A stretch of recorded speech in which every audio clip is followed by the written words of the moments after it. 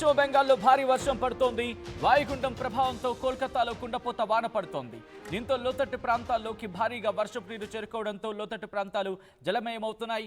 నదులను తలపిస్తున్నాయి రోడ్లు. పూర్తిగా నీట మునిగింది కోల్కతా విమానాశ్రయం. వాహనదారులు తీవ్ర ఇబ్బందులు పడుతున్నారు. కరెంట్ షాక్తో ఇప్పటికే 3 మృతి చెందినట్టుగా తెలుస్తోంది. వరదల్లో 2 వ్యక్తులు కొట్టుకుపోయారు. ఒక్క రోజులో 2633 శాతం. మీరు వింటోంది, నేను అంటోంది అక్షరాల నిజం.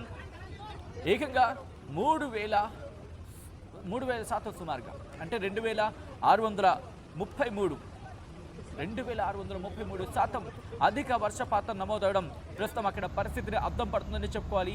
మరి ముఖ్యంగా కోల్కతా, వెస్ట్ బెంగాల్ గురించి మాట్లాడుకునే క్రమంలో ఇటు దసరా ఉత్సవాలు ఎంత వైభవంగా జరుగుతూ ఉంటాయో మనం చూస్తూ ఉంటాం. సో ఈ క్రమంలో ఇప్పుడు ప్రస్తుతం వెస్ట్ బెంగాల్లో భారీ వర్షాలు పడుతున్నాయి. భారీ వర్షాలకు ఇటు పశ్చిమ బెంగాల్ అతలాకుతలమవుతోంది. బంగాళాఖాతంలో అల్పపీడనం ప్రస్తుతం వాయుగుండంగా మారే అంశానికి సంబంధించి వాయుగుండంగా మారుతున్న ప్రభావం ప్రస్తుతం కోల్కతా మీద కనిపిస్తోంది. బంగాళాఖాతంలో అల్పపీడనంతో ఇప్పటికే కొన్ని ప్రాంతాలకు భారీ వర్ష సూచన జారీ చేసింది భారత వాతావరణ శాఖ. ఇటు పశ్చిమ బెంగాల్ తీరంలో గురువారం ఉదయం అల్పపీడనం ఏర్పడినట్లు ఇటు వాతావరణ శాఖ చెప్పుకొచ్చిన సందర్భం.